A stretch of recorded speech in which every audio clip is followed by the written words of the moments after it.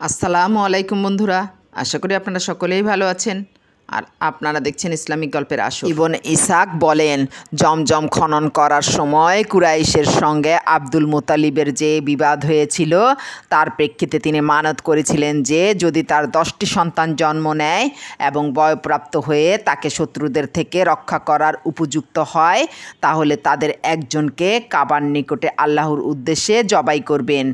যখন তার সন্তান সংখ্যা 10-এ উপনীত হয় এবং তিনি উপলব্ধি করলেন যে তারা তাকে রক্ষা করতে সমর্থ, তখন তাদের সকলকে একত্রিত করে তিনি তার মানতের কথা অবহিত করলেন এবং তা বাস্তবায়নের জন্য তাদের প্রতি আহ্বান জানালেন। তারা হলেন হারিস, জুবায়র, হাজাল, জেরার, মুকাউইম, আবু লাহাব, আব্বাস, হামজা, আবু তালিব ও আবদুল্লাহ। পিতার আহ্বানে সাড়া দিয়ে পুত্ররা বললেন, আমরা কিভাবে আপনার এই মানত পূরণ করতে পারি? আব্দুল মুত্তালিব বললেন, তীরে নিজের নাম লিখে আমার কাছে নিয়ে এসো। পুত্ররা তা করলেন।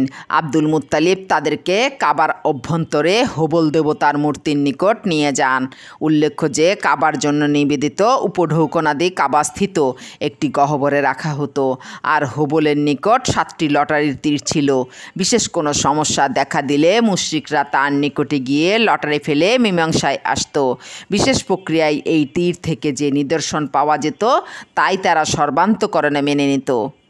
আব্দুল মুত্তালিব পুত্রদের নিয়ে হুবলের কাছে গেলেন এবং যথারীতি লটারি তীর তুললেন।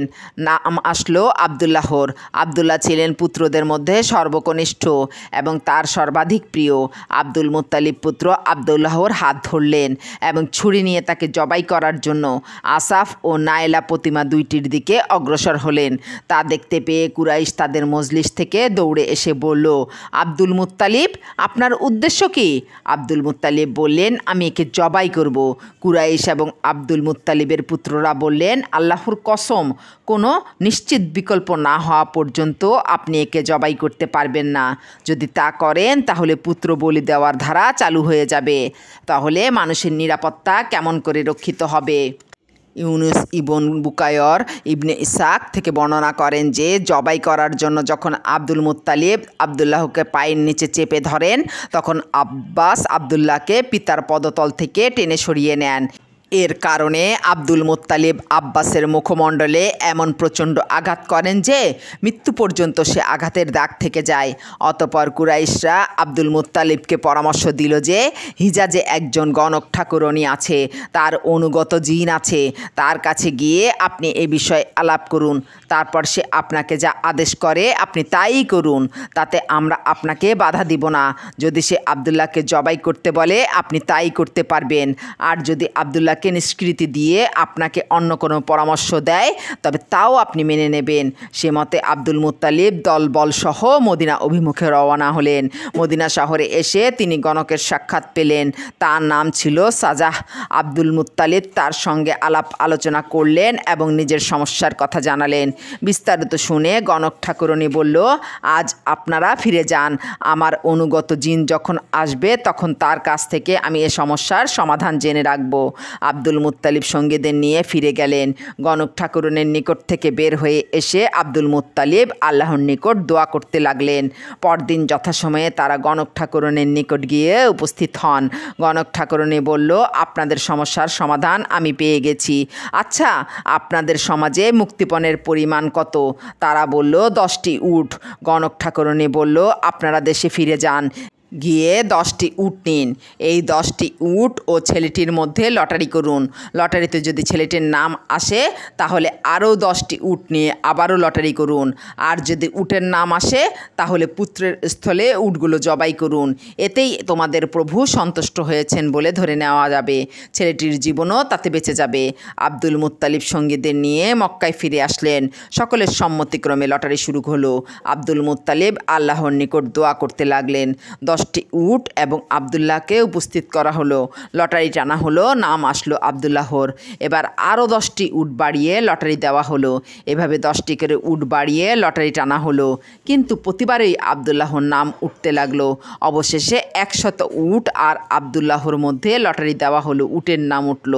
আব্দুল মুত্তালিব তখন হোবলের নিকট দাঁড়িয়ে আল্লাহর কাছে দোয়া করছিলেন। কুরাইশের লোকেরা তাকে বলল, সমস্যার সমাধান হয়ে গেছে, আল্লাহ আপনার প্রতি সন্তুষ্ট হয়েছেন। কিন্তু আব্দুল মুত্তালিব বললেন, না, এতে হবে না, আরও 3 বার লটারি না করে আমি নিশ্চিত হতে পারছি না। অজ্ঞতা লোকেরা আরও 3 বার লটারি দিল, প্রতিবারই উটের নাম আসলো। এবার উটগুলো জবাই করা হলো আর আবদুল্লাহ বেঁচে গেলেন। এক বর্ণনায় আছে যে উটের সংখ্যা 100-তে পৌঁছার পরও আবদুল্লাহর নাম আসে, তখন আরও 100 বাড়িয়ে লটারি দেওয়া হয়। এবারও আবদুল্লাহর নাম আসলে উট আরও 100 বাড়ানো হয়।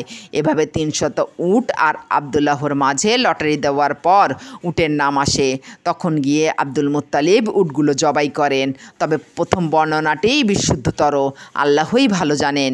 এক বর্ণনায় আছে যে জনৈক মহিলা ইবনে আব্বাস রাদিয়াল্লাহু আনহুর নিকট এসে জিজ্ঞাসা করেন যে সে মানত করেছিল কাবার নিকটে তার একটি সন্তান বলি দেবে, এখন তার কি করণীয়? জবাবে ইবনে আব্বাস রাদিয়াল্লাহু আনহু তাকে 100 উট জবাই করার আদেশ দেন এবং মহিলাকে আব্দুল মুত্তালিবের ঘটনাটি শুনিয়ে দেন। আবার মহিলা আবদুল্লাহ ইবনে উমর রাদিয়াল্লাহু আনহুকে সমস্যাটির কথা জানালে তিনি কোনো সিদ্ধান্ত দানে বিরত থাকেন। মারওয়ান ইবন হাকাম তখন মদিনার গভর্নর। তিনি সংবাদ শুনে বললেন, দুজনের একজনের সিদ্ধান্ত সঠিক হয়নি। অতঃপর তিনি মহিলাকে পুত্র জবাই করতে নিষেধ করে দিয়ে তার সাধ্যমতো সৎ কাজ করতে আদেশ দেন। উট জবাই করার আদেশ তিনি দিলেন না। পরে এরূপ সমস্যায় মানুষ মারওয়ানের ফয়সালা অনুযায়ী আমল করতে শুরু করে।